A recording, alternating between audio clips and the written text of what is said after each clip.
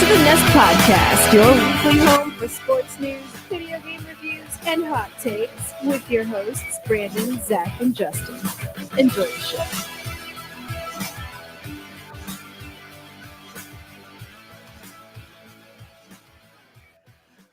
What is up, guys? Welcome to another Nest Podcast. I'm your host, Brandon. Joining me is Zach and Justin. Welcome to episode number 90, the Julius Peppers episode, and we are presented by Sportszilla. Guys, we have some sports news to talk about. Finally, we actually have something relevant in the world of sports and not just us speculating when this coronavirus is finally going to end and we can get back to it. Thankfully, we've had a little bit of a bridge in the gap because we've had the Last Dance documentary coming out, and it's kind of given us something to look forward to sports related every week.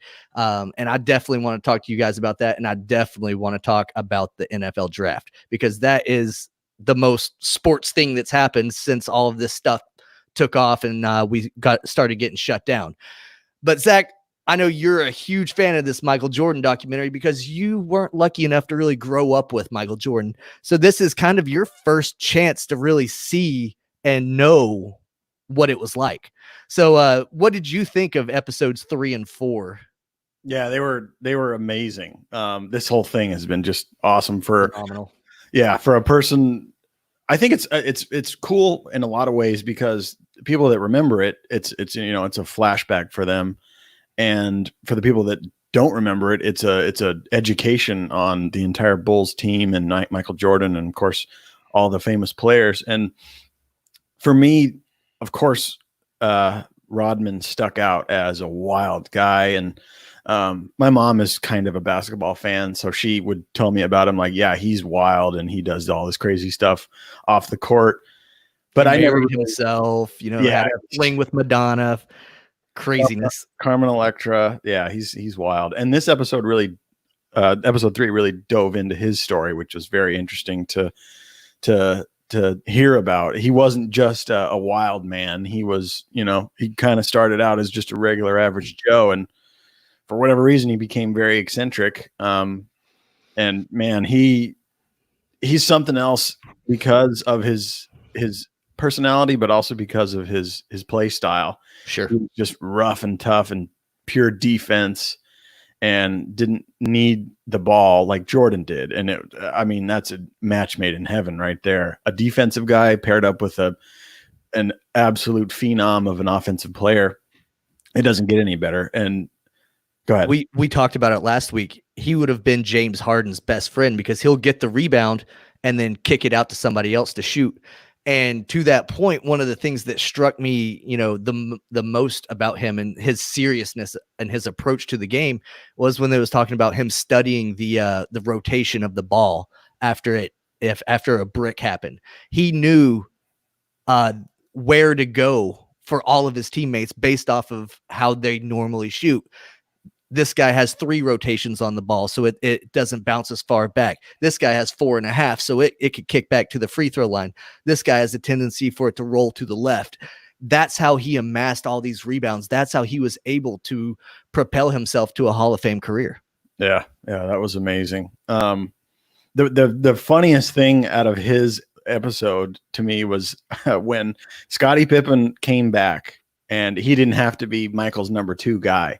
He told the team, I got to take a vacation. And they let him. And he just went to Vegas and fucking partied his ass off. And that just was okay. And there's no way in hell that would happen now. TMZ would be following him all over. And no one would be able to get away with something like that in today's day and age. Well, and I'm sure TMZ was following him in the 90s. The major difference is we didn't have Facebook. We didn't have Instagram and Twitter, so that all of the people that were there, all of the fans that would see him, they couldn't catch videos of him, slamming all these tequila shots or whatever back and all that stuff and then post it on Twitter. And then it's viral 30 seconds later. Yep. You got to wait for Sports Center to pick it up or some sort of magazine to put out a publication for you to even see it. Nowadays you can just pull out your phone, take that video, put the hashtag worm drinking the worm, and then boom, you're viral. Yeah. Yeah. I think that's what makes this documentary so great is people never got to see the backstory behind it. You know, we got to see what Sports Center would put out, but there wasn't no internet at the time. So if Sports Center didn't want to put it out, it didn't get put out. And back then they didn't have documentaries like they do now every week. Oh no. Yeah. It was an absolute rarity. It was primarily just games. That's all we're super spoiled in the fact that we have so much access to these sports stars and stuff like that. Imagine trying to do a sports talk show like us, guys that aren't plugged into any of these leagues or anything like that. We don't have these big professional contracts or contacts rather with the teams or the players themselves. So for us to put on this show in 1990, impossible. There would be no way that we could pull up this much information. But now we can sit there and scroll through Twitter for 15 minutes and have enough to talk about for an episode. Yep. I mean, as soon as Adam Schefter or somebody like that tweets out, so-and-so has been traded to such and such, we have that information. Yeah. So it's not like we have to wait for Sports Center to come out with their nightly show and, oh, hey, now we know what's going on.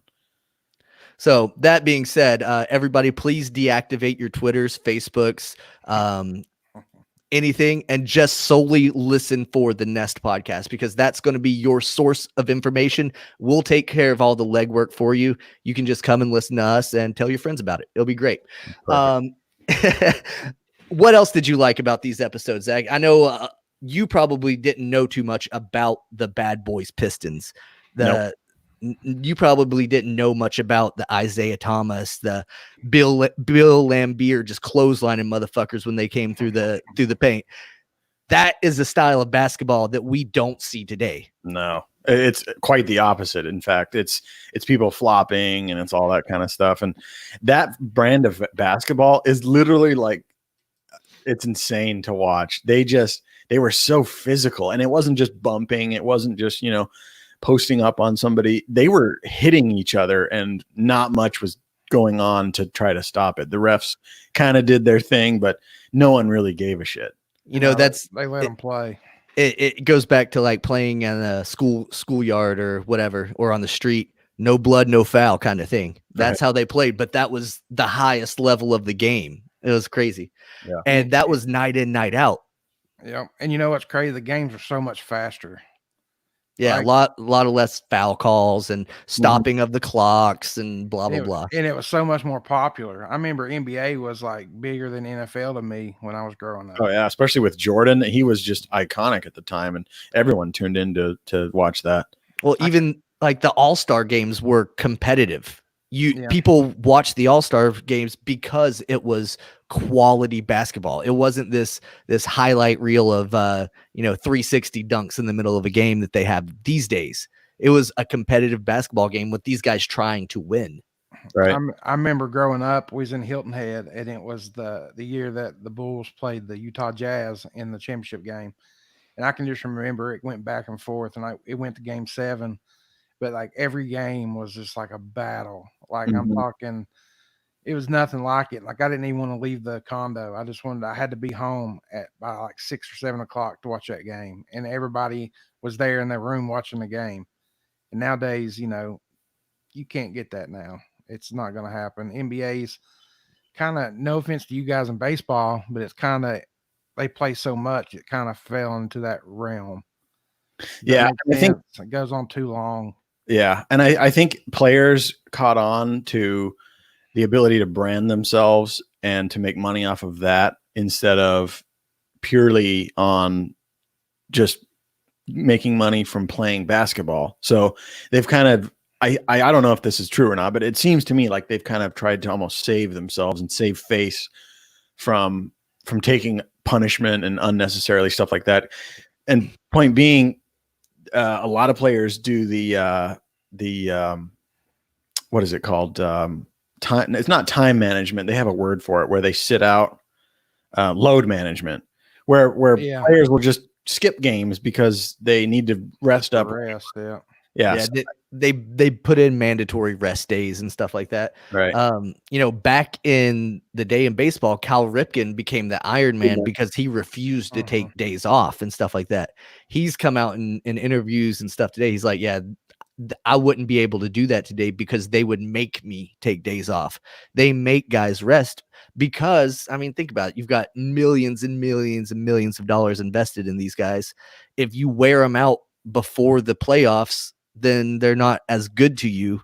Yep. So give them that rest, give them those breaks in between so that you can really capitalize on your investments come end of season time. Yeah. And what keeps NBA so relative nowadays is shoes. Like, oh yeah, you got like my daughter where she plays ball year round. She's had the PG2s, the PG3s. She's had the Kyrie 1, 2, 3, 4. Now she's got the Kyrie 5s. It's like every time a new shoe comes out of that player, my daughter knows who that player is because she always buys their shoes. Right. And I think basketball players have an easier time building fans and becoming famous because everyone knows who they are and what they look like. They're not behind a helmet or, something like that, or they're not even in the case of baseball players, their league doesn't promote them like NBA does. Every star on every team from the NBA, partly because they're right there in front of you and they're completely visible and they have great branding. Branding is everything in the NBA.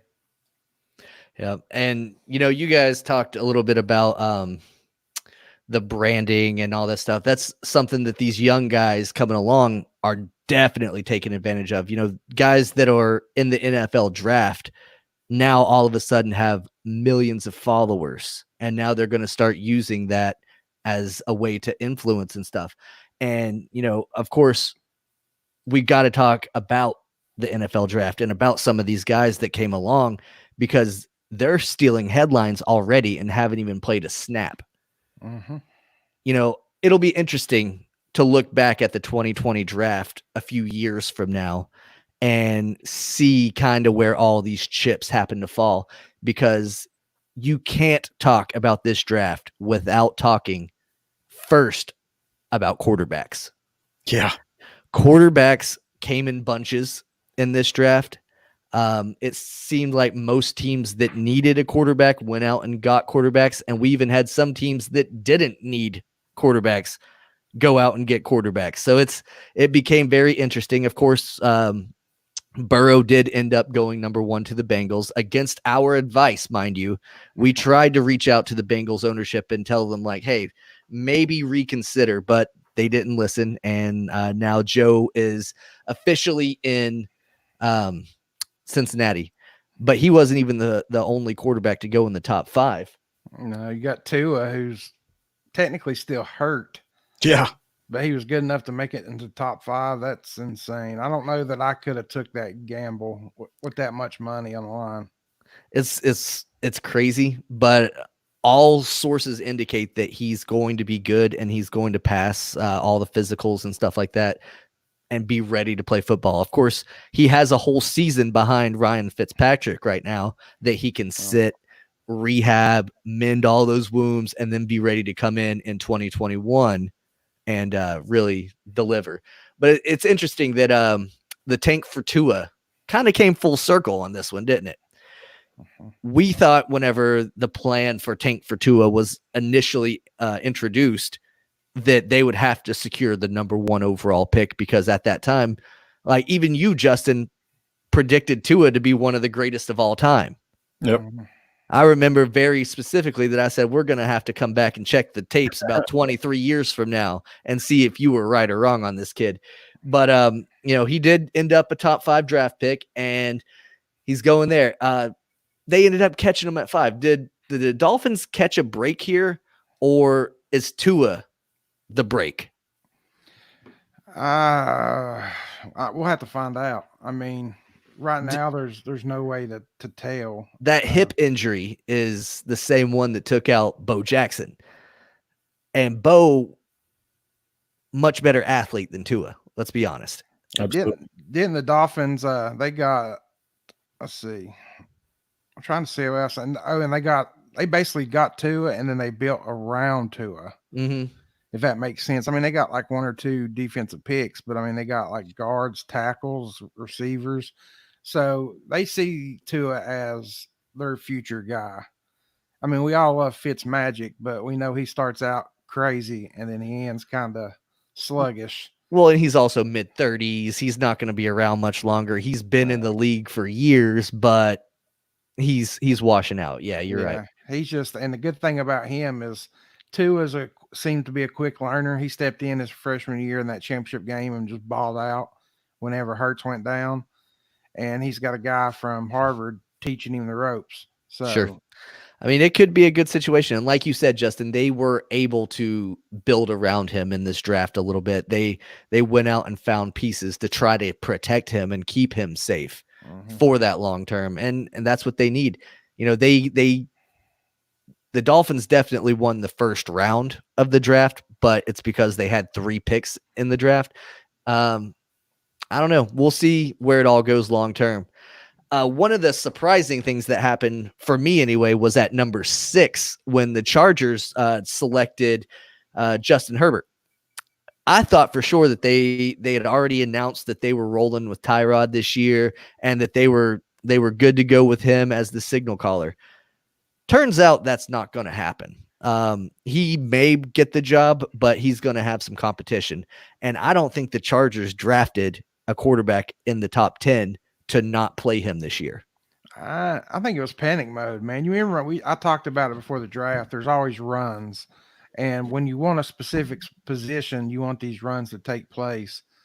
In this draft, it started out early at quarterback, which the Chargers kind of, I think, got a little nervous there. And then it went on to receivers, which played out perfect for my team, which my team screwed themselves.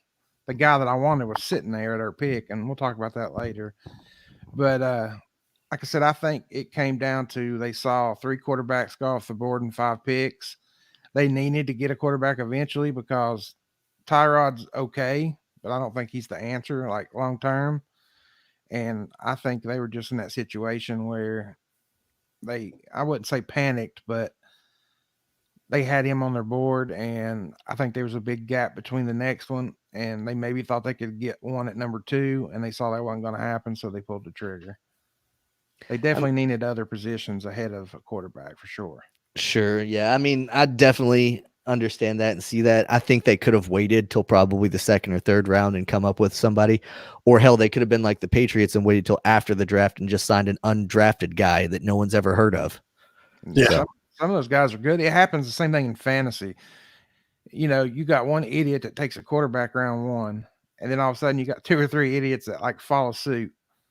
Or you got somebody that takes a receiver, then everybody follows suit. It's like you can, if you're good enough to play outside of that run, then more than likely you're going to have a squad.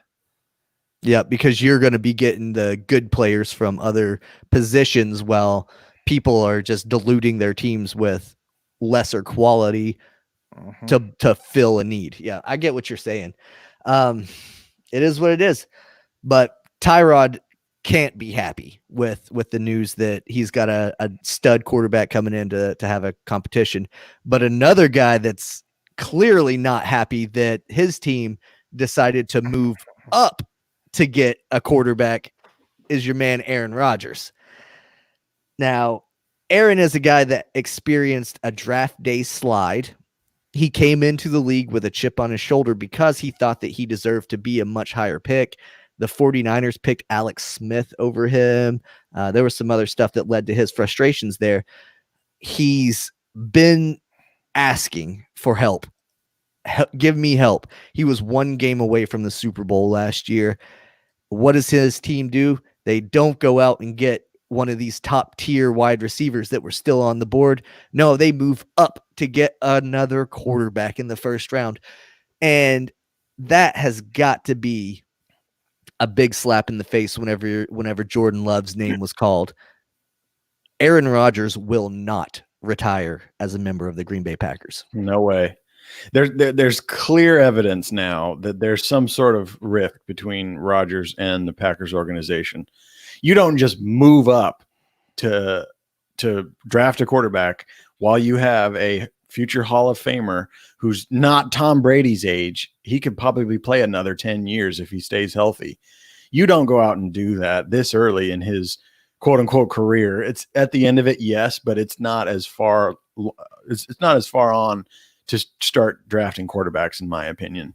Well, the thing is, Zach, is he still has 4 more years left on this contract. Yep. So if Jordan Love is going to be the future of the Packers organization, that means they're going to have to give him a big extension without ever seeing him play football. Yeah, just like they did for Rodgers. Rodgers sat behind Brett Favre for, I think, 3 or 4 years, and they had to pay him to just sit there and learn, I guess. But the interesting thing to me about this pick for the Packers is I read a stat or whatever that said they haven't drafted a skill player in the last 10 years, and they've just been doing O-line and defensive tackles and whatever. They haven't drafted any weapons for him to throw to. Isn't that something? Or running backs or anything for him to just have any sort of weapons. Well, any running back that they had drafted, they fed to Eddie Lacy. So that took out a lot of those draft picks. But yeah, they just rested on their laurels. They were like, yeah, we have, oh God, what was his name? Jordy Nelson. He can catch anything. Him and Rodgers they're the two best 1-2 punch. So we'll just roll with that forever. And then Nelson left. Raiders. He went to the Raiders. He dried up. Yep. And you know what's crazy is I don't know that Jordan Love is a guy that I'd jump up to go get. There were so many quarterbacks on the board. I was very shocked at that. I mean, sure, he might be good, but he wasn't a guy that everybody was talking about. You got some quarterbacks that went 5th round or later that were potential starters in the NFL one day. And when you got that many years behind somebody, why would you jump up and waste a pick to do that? That wasn't very smart in my book at all. I mean, and we had talked about our guys going into the draft and the guys that we thought were going to be worth it. And of course, everybody knows my guy was Jalen Hurts. That was the guy that I wanted for the Patriots. And, the Phillies moved up to get him. They went and took him, but it was in the 2nd round. So the Packers could have chosen him. Anybody could have had Tyrod, Jalen Hurts, which I think was a much better fit than Jordan Love. Absolutely. I think he's a much better quarterback. He's a winner. Yeah. And that pick to me makes way more sense than the Packers pick. Carson Wentz is broken basically, and he can't stay healthy for a season. He just can't produce. So, I mean, all signs point to him, just trickling out of the NFL basically, or becoming some sort of backup. So a pick like that makes perfect sense for the Eagles. I think that was an absolutely solid pick. I hate it, but I agree. Right.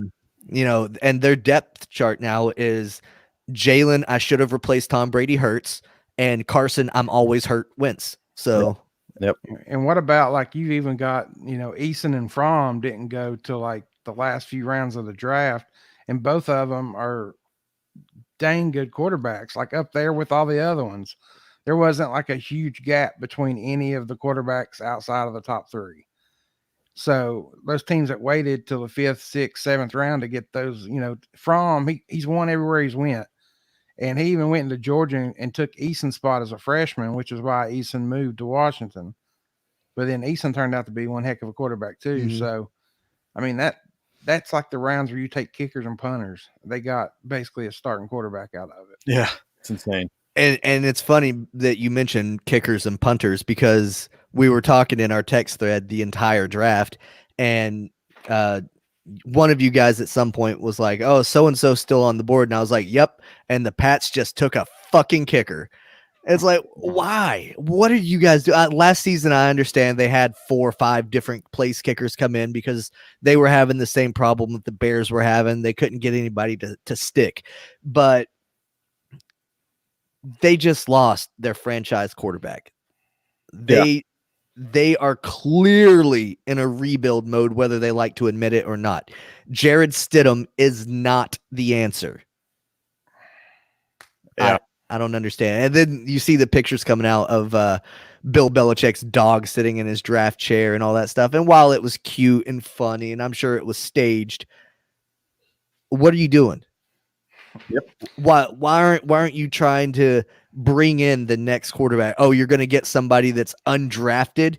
You think, oh, Tom Brady was a 6th rounder, I can do better? No, Tom Brady was a once in a lifetime thing that happened. You're not going to get that again. Yeah. You got to go with the talent, and they missed out on Jalen Hurts, and that's just another reason why I can hate the Philadelphia Eagles. Yeah, the Patriots draft selections this year were very strange. Like you said, a kicker, and I don't remember their first pick. What was their first pick? And they didn't even get a first round draft pick. Yeah, they traded out of the first round. And the Patriots' first pick was Kyle Duggar, safety out of Lenore Rye. So they go, they went all small school.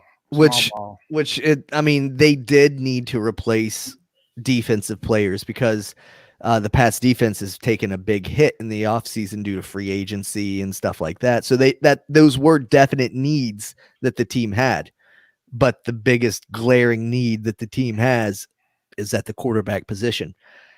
I don't get it. I mean, unless they're just planning on signing one of these free agents and that's their plan and they're just going with it, I can't see any other reason to not draft one of these quarterbacks. This was a great class for quarterbacks. I don't get it. I'm not in their head. Bill has some sort of mastermind plan, I'm sure. So we'll just have to see. Quarterbacks, cornerbacks, and receivers. It was this year. Yep. I want to talk a little bit about the wide receivers, Justin. I'm glad you kind of brought that up. How many of you were shocked that Henry Ruggs III was selected before Jerry Jeudy? It's who selected him, and because he's faster. I mean, it makes sense. It makes sense. The Raiders have a history of going with faster guys. Every year they go for the 4-3 guy. Every freaking year. Yeah, that division is stacked offensively now, with a lot of speedy guys. You've got now Henry Ruggs and Tyreek Hill in that same division, the two fastest guys. It's going to be fun to watch. I don't know, man. I was shocked that Ruggs went before Jeudy, though, because I think Jeudy is a much better all-around receiver.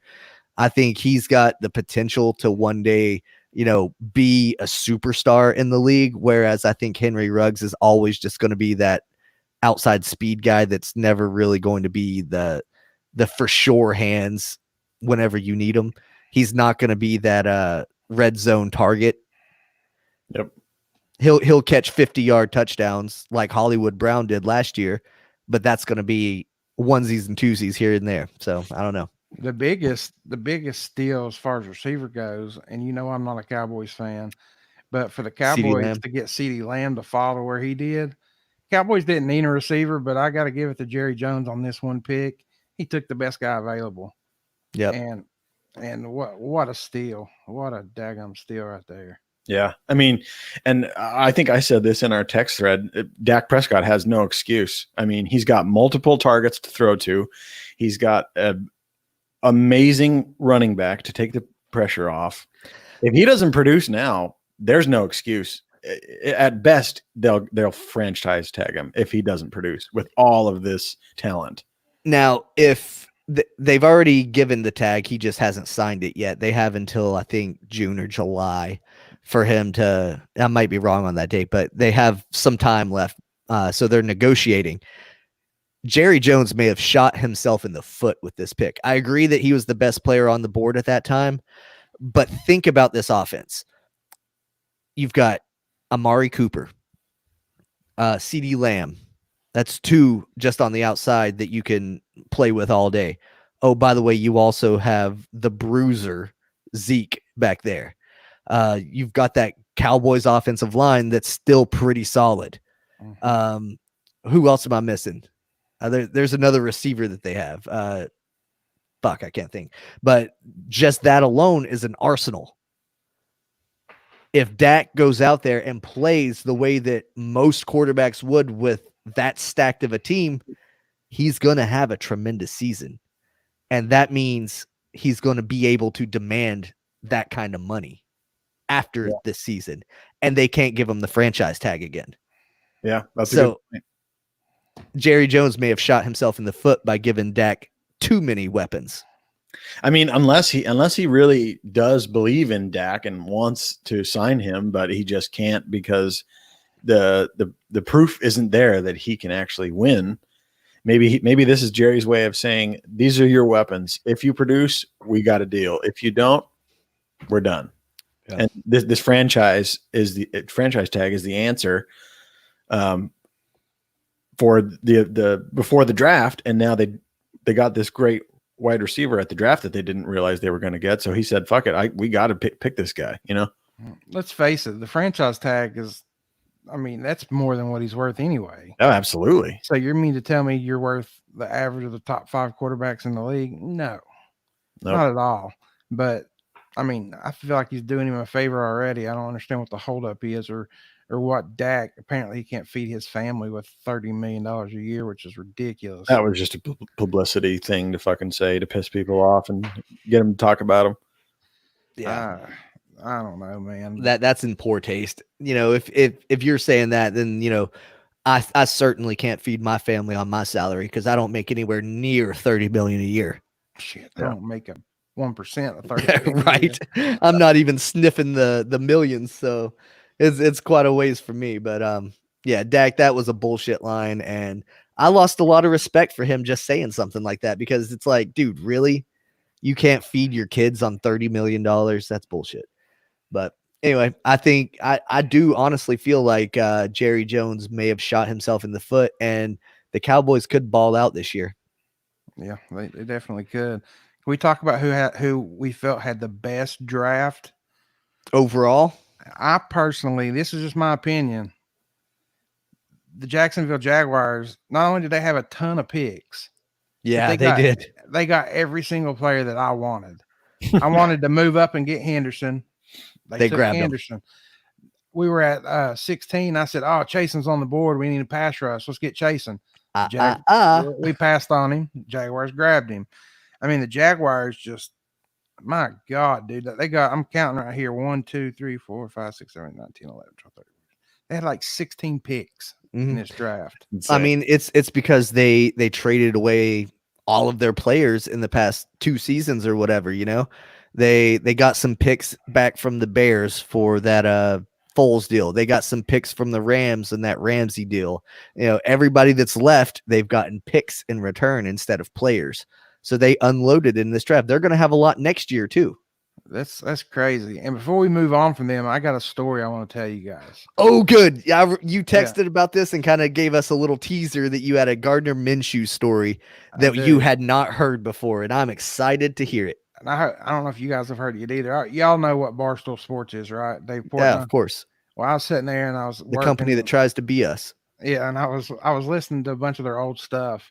And back when it was like Minshew Mania, they had him on as a guest.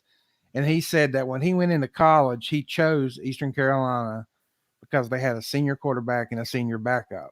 And he knew that he was going to get redshirted, which would give him 4 years of starting quarterback in college. Smart. He said, like, early in the season, the starting quarterback went down. And then the next play, the backup went down, so they pulled his red shirt. Oh, God. Well, he said he only went in for like 1 half, and then the starter came back. So he knew that the only way he was going to get that red shirt back is if he got a medical red shirt. Right? I know this story. You heard this story? So he said he took a bottle of liquor and a hammer back to his room, and he took a big drink, and he hit himself in the hand 3 times trying to break his hand. And he said he didn't break it, so he took another big drink. He tried it 3 more times. He still didn't break it. So he kept drinking and kept hitting his hand with the hammer. And then basically couldn't break his own hand to get medical red shirt to play football. And what the funniest part of the whole thing was, they kept going on. And he was like, so you ended up having to play some that season? He was just like, yeah, he said it was a great experience. So after this whole story of him trying to break his own hand, that made me love him even more. It's like, this dude loves football so much that he was willing to take a dang hammer to his hand just to play another year. Because he thought that was going to be it. He thought college would be the zenith of his career. You know, much like we talked about a few weeks ago, that a lot of these high school kids that are seniors now that got their final season kind of taken from them, they'll never play again. Like, maybe they'll play intramurals in college or church league softball or something, but it's not the same. That's not the same as that competitive competitiveness and, whether school spirit, rah, rah, make fun of it all you want. But when you're out there playing for your school, you're playing for your school. You're playing for everybody that is out there, and it means something to you. Mm-hmm. I think about it all the time. Like we talked about earlier about the Chicago telling their kids to possibly, to be going to school online again next year. And I was thinking about how the Cyclones won the state last year, and then they only lost like 3 or 4 kids, and they've got by far the best team they've ever had this year. And there's a chance they can't repeat because of this disease. And I hope it don't come to that, but it's just disgusting, dude. Yeah. I would like to get some of their players on maybe around the beginning of next season or something. We could talk to them about winning a state championship and preparing to defend it, because that's something in and of itself that a lot of people don't think of. Yeah, going in to win state. Yeah, great. But you've got to come back and defend it the next season. So many Division I football players on the team next year. I'm talking maybe 20 scholarships total on that team next year for a high school football team, which it's insane. Insanity how good they're going to be. And the fact that it's from a small ass little town in Tennessee. Yeah. If we were talking about Texas, I wouldn't bat an eye, but we're talking about East Tennessee. It's very interesting and really, really awesome for those kids. Yeah, I mean, you got Jason Witten, and then Sean's the coach. Sean knows his stuff. He played in the NFL for the Jets, during spring or whatever, but he made it. He never got to see the field, but he made it. He went to Virginia Tech? Yeah, he played. Michael Vick was his quarterback, so that's always a cool story to get to tell people. Yeah, I think Sean and most of the other Witten family go to church with my parents now. Southside. Yeah, I think that's pretty funny. Yeah. Another team, we talked a little bit about the Packers not getting any offensive weapons or anything like that. Oh, we got a Cyclones fan on here. Cool that we were just talking about them. Hell yeah, brother. Morton his son is Deuce, the linebacker. Oh, the kid, yeah. Some tackles. He got like 47 tackles in one game or something. Yeah, and he's the one that we interviewed on the other podcast. Oh, that's right. Okay. His son just won his second back-to-back wrestling state championship.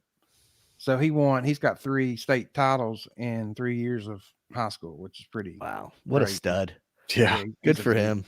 What's he going to do with the rest of his, sports career or professional career even? I talked to him about it on the podcast, and he might have changed his mind now. He said this was during wrestling too. So he said he loves them both. He said he don't know if he's leaning toward a smaller school where he can do both, or if he's leaning toward a bigger school to do one. I don't think he's made that decision. He's just as good. He's, like I said, 2-time state champion wrestler. I don't know. That'd be a hard decision if that was you and you were just good at everything. He's just one of those type of kids. Yeah. Obviously going to a smaller school, you have less eyes on you, but you would be able to do both of your passions. Yeah. And like every week, my buddy Morton here, he'll send me pictures. They're on Appy State sideline. They're on Tennessee sideline. They're on, basically any school he wants to go watch, they're on the sidelines every game. And I'm like, dude, quit sending me. I'm so jealous. Man, that'd be cool. Let's see if you can work your magic and see if we can get a Deuce on here to talk to us a little bit. Sounds like he's got quite an awesome story and an awesome background so far. Be cool to follow his career because he's so young now. You can kind of really see it take off and where it goes. Cool. I'll get him on. He'll come on whenever. He's a good kid. Cool, man. Thanks. But yeah, we were talking about these wide receivers, the Packers and the 49ers played in the NFC Championship game. The Packers did not go and get any help, but the 49ers, who won that game, did. They went out and got Brandon Ayuk, stud wide receiver, another tool for Jimmy G, solid downfield offense. Look for the 49ers to continue their run of good football play.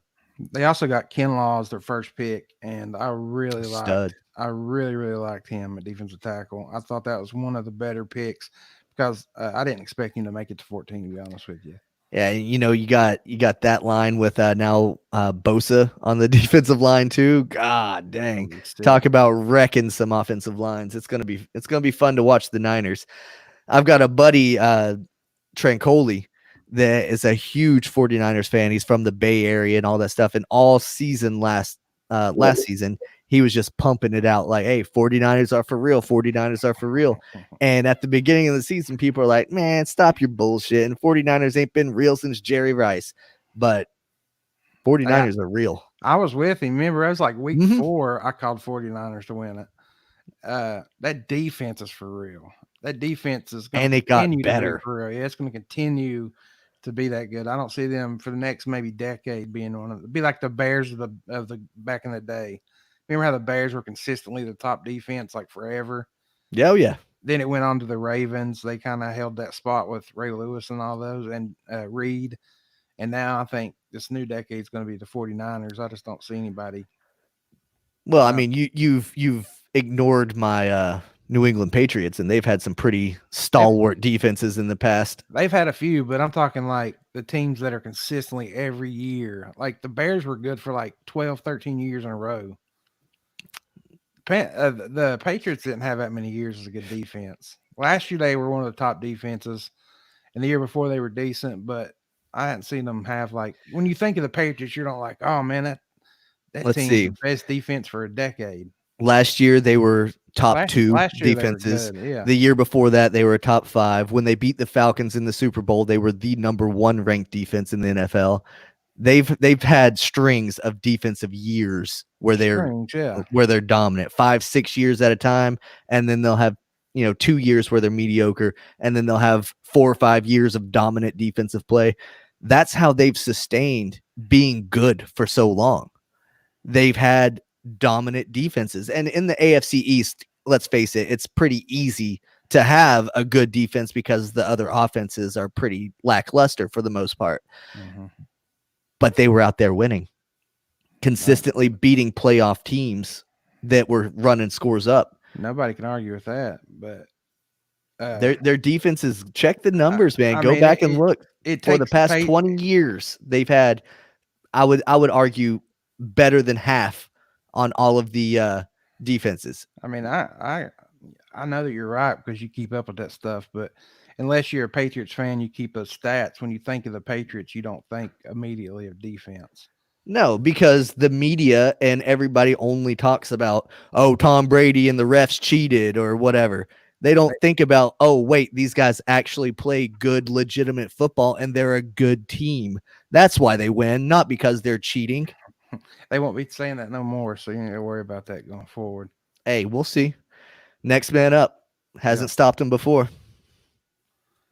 With what, from Bledsoe to Brady? I mean, we've had the year that Brady tore his ACL. What was it? Matt Castle came in, and they still went like 10-6 that year. You never know that dude. What was the guy's name who they got this year undrafted? I don't even remember. Is that on anyone's radar? I think it said that he went to Michigan State, which I thought was kind of funny. It's like, oh, you're going to the Spartans instead of the Wolverines now, huh, Bill? Right. You never know. Michigan State was a pretty good team this past year.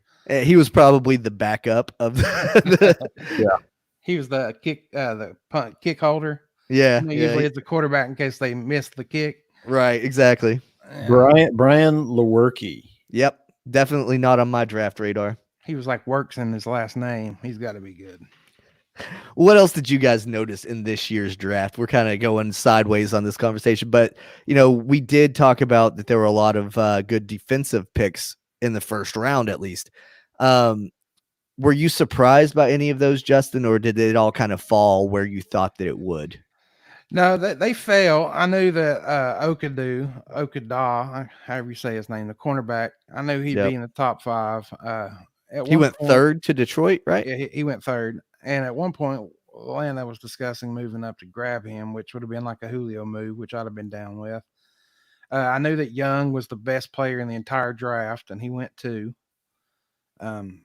He should have went 1. I mean, that's one of those talents that only comes around once every, 10, 15 years. Basically, everybody fell where they're supposed to, other than those little runs where you had the quarterbacks and the wide receivers. Yeah. You had a few people fall. Like we got Marion Brown. I think it's his last name, from the Auburn, the other great defensive tackle in the second round. He should have went round 1.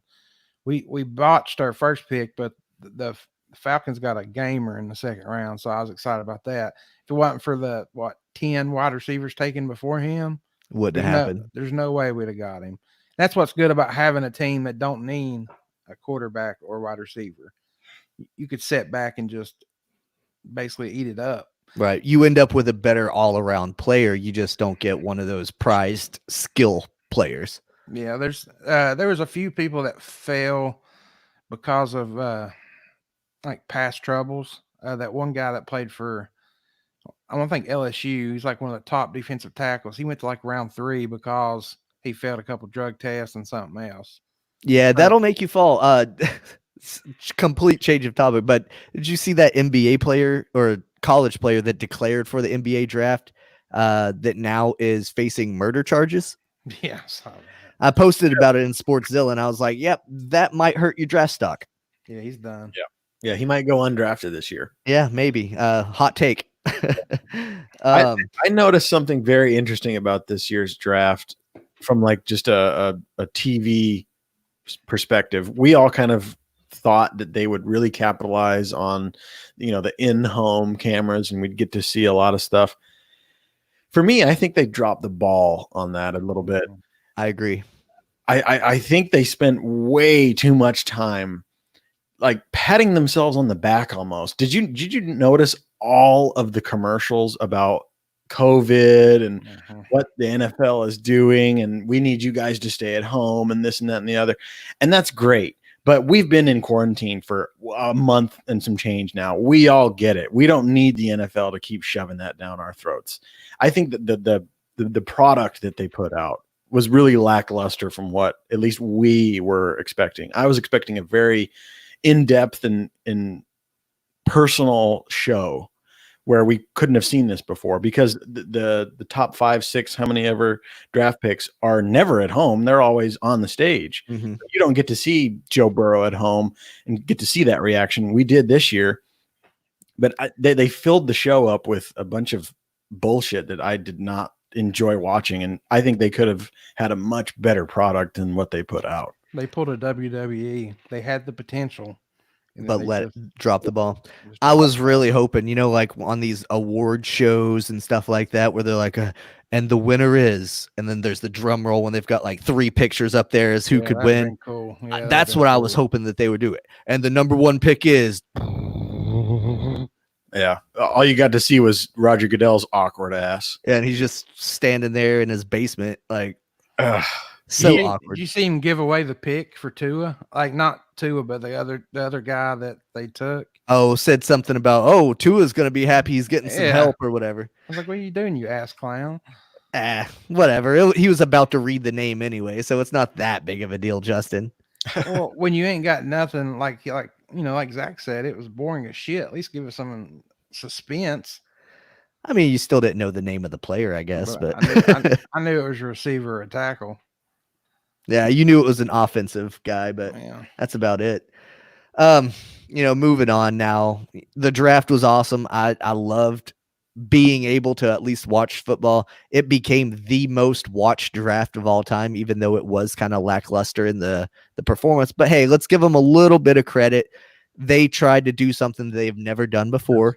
Yeah. They didn't want to make it so over the top that it fell flat, that shit didn't work when they were live, because that would have been the ultimate worst if they would have tried to put something special on and then like all of a sudden the technology just crapped out on them and they were airing a blank screen. Right. I mean, all things considered, they really pulled it off. I mean, I don't remember anyone's camera going out or any losing feed or losing audio or anything. So from that standpoint, they did very well with that. And that had to be pretty difficult to do. Everyone's houses. I don't know how they set that up. Was it just like a laptop webcam, or did they actually have to send camera crews out to those houses, or how did that work? I'm pretty sure they were webcams, just set in the corner or set somewhere. But nonetheless, I mean, they had to coordinate all that stuff. So, and they all had their teams there. Like, I know they had phones. the Giants GM kind of got blasted a little bit because he was wearing his mask. But if you pay attention, whenever he was on screen or whatever, you would sometimes see other people leaning in or handing him something or whatever. So it's like, okay, well, he's got a bunch of people in his house that, came from other places. Mhm. So he's just being safe. Yeah, he's in his own house. It looked a little funny for him to wear that on ESPN when he's making his draft picks or whatever. But don't hate on the man because he was trying to be safe. Right. But anyway, let's move on from the draft. I think we covered it pretty well. Before we do that, do we got any voicemails about the draft? Or Oh yeah, good point. We could go ahead and play those if you want. Sure. We usually save the voicemails till the very end, but I guess it makes sense to play it when we're talking about it. So right. I think we had 2 or 3 of them that came through. We have 3. 3. All right. So thank you guys that did call us. I don't know who you guys are yet. I listened to them for the first time whenever everybody listens to them. But I do appreciate everybody that did call in. So thank you very much for that. All right, here we go. Just calling to talk a little trash on behalf of the Cowboys draft this year. Actually super excited and surprised that we had one of the better drafts, if not the best draft in the entire NFL. I mean, the fact that CeeDee Lamb fell 17 is absolutely ridiculous. And then, I mean, him paired up with Cooper and Gallup, I mean, that's going to be hopefully one of the best trios in the entire league.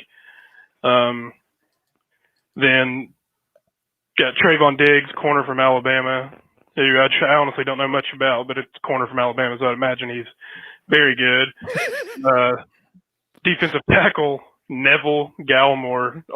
Don't know much about him other than his name's a Canadian bulldozer. I mean, that sounds amazing. And we got a few pickups in the offseason, Gerald McCoy and Dontari Poe, so that's going to be a lot of meat up front. And as well, and we got a few cornerbacks to complement Chidobe Awuzie and HaHa Clinton Dix as well. So, I mean, it's a good start as well. And we picked up a center to replace Travis Frederick, who was from Wisconsin, and then we just drafted a Wisconsin center. So that's, I mean, it's exciting stuff for the Cowboys this year, hopefully.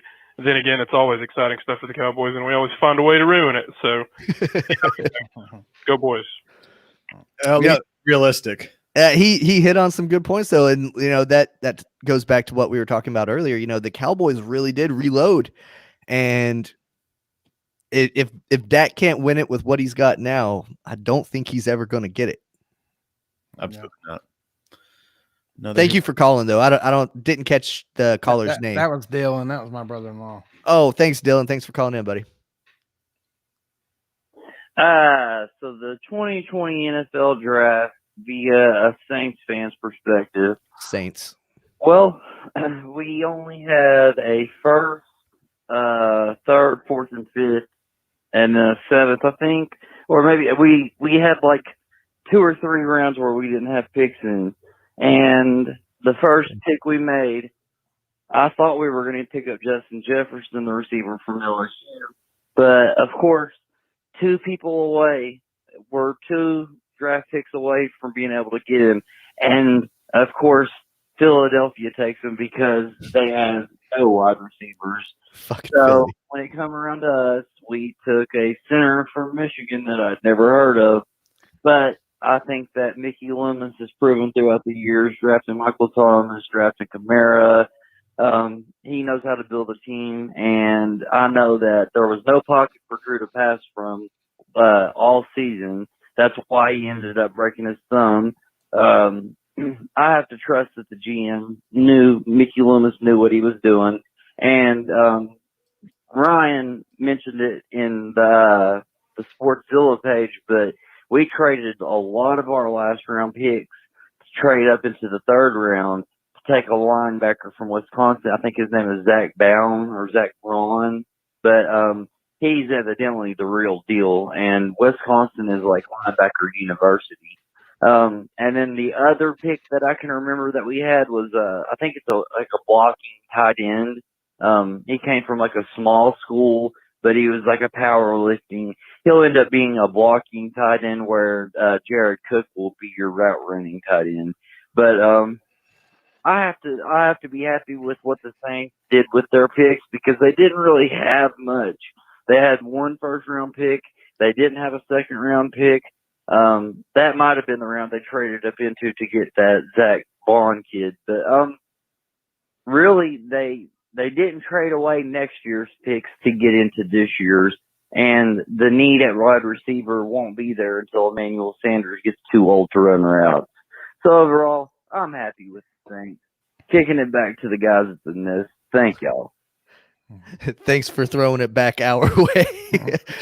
Real professional at the end of that call. I like that. It's true though. The Saints didn't really have to do anything in this draft. I No, mean, they could have walked away without taking anyone and still had a stellar team. Yeah. And then you got to think they also added Jameis Winston to the depth. it's a good backup to have. And they what's confusing though is they added Winston to a 1-year deal, but they gave Taysom Hill an extension. So they gave multiple quarterbacks money right now. I think Hill's their backup. I think Winston is like collecting a rare coin and hoping that it doubles its price the next year. Yeah. So they're like, hey, if his vision really is better and he comes out here in the preseason and balls out or does this, then they're going to make a little profit off of Winston. Yeah, that's a good take.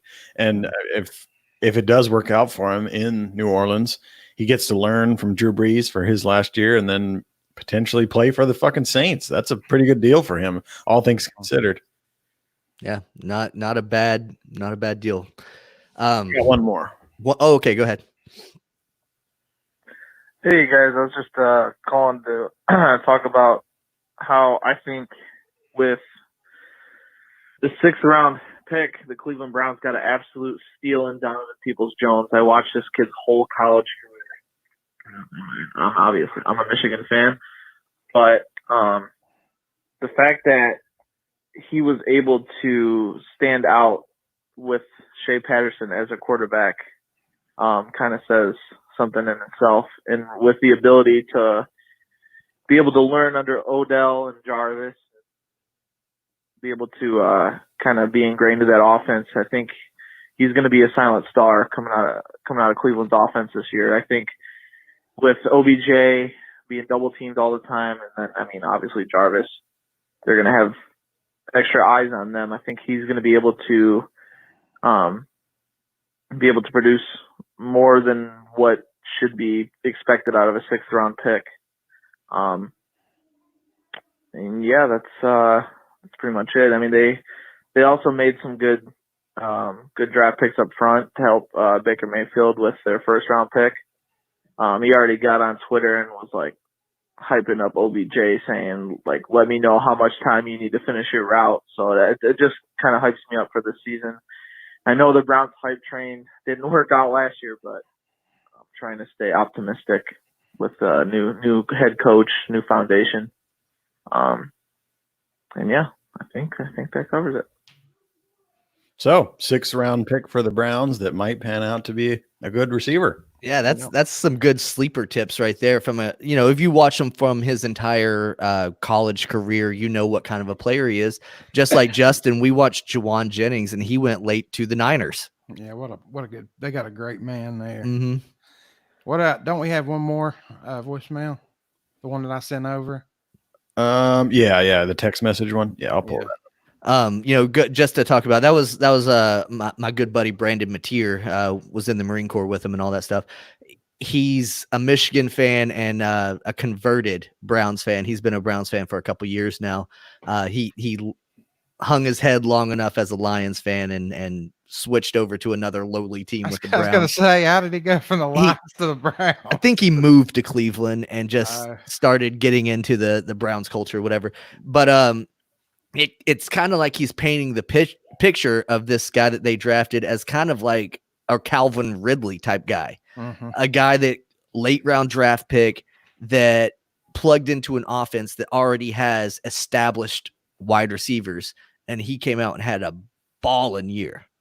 Yeah, I think if you're a good young wide receiver, the best thing for you is to go to a team that already has a number 1 stud wide receiver, because just like he said, OBJ is going to be double teamed. Jarvis is going to have coverage. So you're going to be damn near wide open. And if you can perform, you're going to ball the fuck out. I've got that last one ready to go. All right, shoot it. Cowboys are going to suck again. Jared Young drafted Oklahoma's team. They couldn't win the national title in college, but he drafts them to play in the NFL. We're never going to the Super Bowl. Why has Batuli not been drafted? Those are my questions. Oh, and the Patriots suck. Oh, fuck. You know, that's interesting. We got two different sides from the same team. Yeah, that is.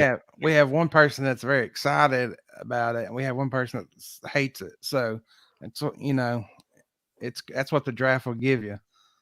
Honestly, I don't see the hate towards the Cowboys this year for the draft. They did well. I mean, what do they need? Defense, offensive line? Yeah, I mean, like one of our callers even said that he thinks the Cowboys had the best draft. You know, Justin, you said the Jags. I don't know. I don't know who had the best draft. I know who had bad drafts. Yeah. But, you know, whatever.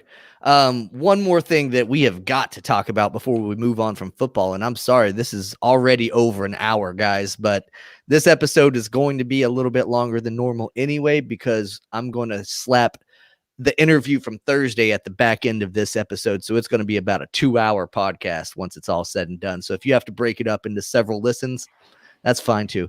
But what was I going to say? Something about the draft or football or UFC. Oh no. About football, and specifically about the West Coast of Florida, being able to attract certain talent from the New England area of the world. And it happened right after our last episode, but Gronk is coming out of retirement. Mm-hmm. I mean, that just tells me that the problems in New England were a lot bigger than a lot of people realized, and that a lot of these rumors that we heard for years about there being cracks in the Patriots Foundation were true. And that, you know, Gronk only retired really to get away from Bill. And now that Tom's gone, Gronk's coming back, because he did say that Tom is his quarterback. He will not play for another quarterback. Now that Gronk's down in Tampa Bay, we see the Brady Bucks just got stronger, even if he's banged up and even if he can't produce the way that he did 4 or 5 years ago. Yeah, I think the fact that he came back to Tom Brady in Tampa explains it all. Gronk is more of a party guy. He likes to have fun. Bill Belichick is a no-nonsense, work hard, do your job. That was his saying. And that's how he's been ever since we've known who he is. And those two personalities do not go together very well, typically.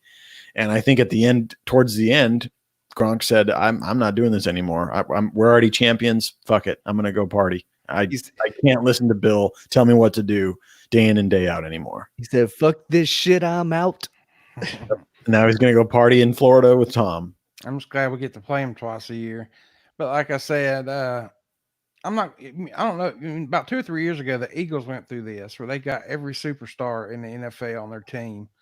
And everybody was like, oh, man, the Eagles are going to be unbeatable, and they sucked. So show me something, man. I'm ready to play them twice. I really am. Here's a hot take for you guys.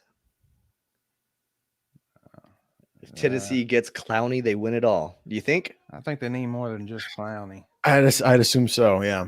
I think they're getting better. And they had a hell of a run last year, but Clowney's not the only piece that they need. No. I think they definitely need a little bit more on the offensive side of the ball, and they need to lock up Henry and just make sure that he stays healthy and hungry. Yeah. Because that dude is a freaking monster, and he's from right here, Jacksonville, Florida. Yulee, Florida, technically, but close enough. Guys, it's been 33 days since we suspended the Major League Baseball season. But we actually have some baseball news MLB finally announced the results of their investigation into the 2018 World Series champion Boston Red Sox, and they found not much there. Zach, do you want to go ahead and paraphrase, I guess, if you had to say guilty or not guilty, what would you call it? Well, it's kind of hard because the punishments that they've given out for this stuff have not been equal to the crime, specifically for the Astros. And they kind of followed suit with that with the Red Sox. They did basically say that the Red Sox did something that they didn't like, that they considered cheating in 2018. So they punished them for that, but it was minute. So I don't know if that means that they don't think it's a big deal, or if that's just the way that Manfred wants to run this. I can't really tell. For those who aren't keeping up, the Red Sox lost a second round draft pick this year, or fourth round. Yeah, I believe it was a fourth round. Yeah, and their replay operator has been suspended for this year, and then next year he can't be a replay operator again, but he can work for the team in whatever other position. And aside from that, so that's one punishment, and a completely different punishment. Alex Cora was suspended for this season because of what happened in Houston. Right. That's the part right there, Zach, is he was punished for his role with the Houston Astros. Yes. Not with the Boston Red Sox. So that must mean that he is cleared for anything going on in Boston, because he didn't get suspended for the 2018 stuff that they took a draft pick away and all that stuff. He wasn't included in that. Nope. It's very gray, this whole punishment that they've doled out to everyone involved. Sure, people have been suspended, but for something as unprecedented as this, they sure as hell didn't bring down enough punishment, in my opinion. No. I asked you guilty or not guilty. That the answer is not fucking guilty. They had to punish a guy that was barely even associated with the team just so they could save face and punish someone, because they've had this investigation going for so long. That's the only reason there was a punishment or any kind of suspension of any person, is because it lasted so long that everybody was like, well, there's got to be something there. They got to punish them somehow. Right. Not fucking guilty. Yeah. Yeah. And I mean, if MLB wouldn't have given them that replay tool in the first place, they wouldn't have used it. That's exactly right. Sure, they morally maybe should not have, but when you're trying to beat the best players in the entire world at any given sport, wouldn't you try anything possible? Clearly, that's the case, because the Houston Astros were willing to cheat as high as they did. So, I mean, if I were in the Red Sox dugout and someone said, hey, that little replay thing over there, we can just look at that and get some information off of it, why not? I agree. I agree. You give it to them, you got to expect them to use it. Right. It is what it is. ESPN's reportedly working on a deal to put Korean baseball on American TVs. You guys watching? 100%. Every game. Absolutely. If you haven't ever seen a clip or anything from a Korean baseball game, go to YouTube right now and just type in Korean baseball and just watch the fans. The fans in Korean baseball is more exciting than half the sports in the United States anyway. Yeah. It's awesome. Give it a shot. You'll love it. The members of Sportszilla will know that Jared is in South Korea, stationed there for the military, and he's occasionally shown video of the games, and it's unlike anything we have here. They are so into it, and they do these crazy, like, it's like doing the wave on steroids. It's very exciting, and not only is the fans and all that stuff exciting, but players are exciting there too. Japanese and Korean culture loves baseball. Absolutely. Last thing that I want to bring up and talk about on this episode for tonight is that the UFC is coming back. they've announced officially that UFC 249 is back on. And it's going to be right here, Jacksonville, Florida. The only problem is I can't get tickets, guys. Why because not? no fans are going to be allowed. Yeah, I didn't So. think of that. Why not? Playing a lot. What's going on? You just got a stimulus check. Why can't you get a ticket? You should sit in the parking lot though, like in your car, and tailgate it. Well, I asked Wallow from the McDojo show how we can sneak in, and we came up with a plan to try to get press passes. I don't know if it'll work or not, but anything is possible. Just ask Kevin Garnett. Anything is possible. So with 249, 250, and 251 here in Jacksonville, of course, no fans or whatever, it's at least going to let us have some awesome fights within the next couple weeks. Of course, Tony and Gaethje's back on for the interim belt, which sets up the winner versus Khabib August, September timeframe. So that's exciting news to consider going forward. And I haven't really looked at the cards for 50 or 51, but it sounds like they're trying to get them pretty loaded. I haven't looked either, but 249 is stacked to the fucking ceiling. I mean, there are so many fights on there. Cowboy is on there. Derek Lewis is on there. Anthony Pettis is on there. Dominic Cruz is on there. It's mega stacked. And I think they're going to do well, barring any kind of, Disney shutdown or whatever, like last time. This might be some of the best UFC we get to see. Yeah, I'm excited for it. I hope we don't have any more hiccups in all of this. It seems like WWE opened up the door for these type of sports to be able to participate here in Florida, and they're going for it. So we'll see. Yeah. I'm assuming the difference from the last time they tried to do 249 to now is that they tried to do it in California, and California said, you can't do it. Yep. And Florida has essentially said you're good to go. So I guess that's the difference. So we'll see it. I hope, we've been clamoring and trying to get UFC to come to Jacksonville for years now. I hope that by coming here and doing it during the coronavirus and at least getting their rocks off and getting some pay-per-view buys out of our city, they at least throw us a bone and come back to have a fight card here. I'm sure it would just be a fight night or something like that. It wouldn't be a big pay-per-view just because the venue that they would use is too small, unless they were able to use the Everbank. Or I'm sorry, TIAA Field now. They changed the name from Everbank Stadium or whatever. But isn't it funny whenever a sponsor comes in and then everything is different because they bought the building? Yeah, it's stupid. But where the Jags play, that would be a cool place. Set it up in the middle of the field and sell that bitch out. But we'll see. I hope they throw us a bone down the road. If you guys are watching, make sure you say thank you, Jacksonville, because we're willing to take that hit for the country and be the first city to really get the sports back going. Yeah. Putting Jacksonville on the map as one of the premier sports towns in America. To me, Jumbo Shrimps did that already. Fuck yeah, they did. Them and their firework Friday nights. Hell yeah. I think this reminded everyone that Dana White is a wild man.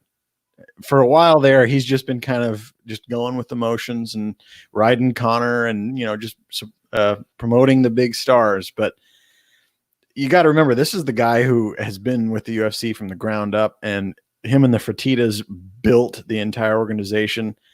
They don't give a fuck. And Dana White is an insane businessman to try to build an island and to get on an Indian reservation just to put on a show is wild.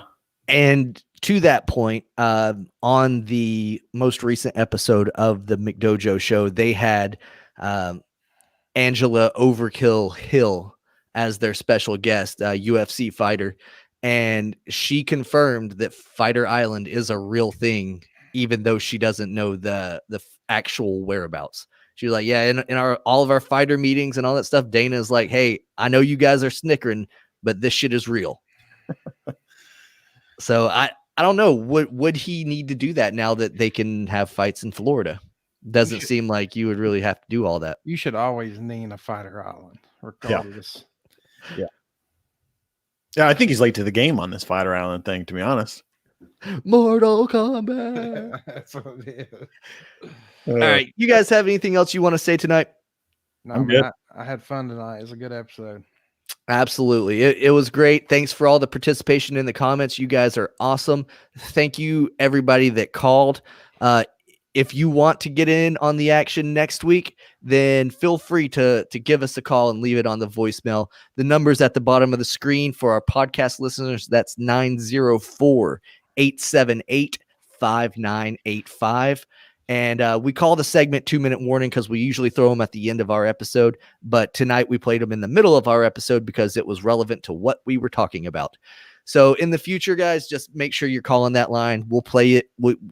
We have no problem playing your opinions also, because that's all we're doing is we're coming on here and giving our opinions and our thoughts of what's going on in the world of sports. And we appreciate every single one of you that have watched and listened and like our stuff. Please go out and like our page, share it with your friends. That's the only way that we're actually going to grow, is by you guys telling other people about us. So thanks a lot. Thanks for listening. We'll see you next week. Peace. Thanks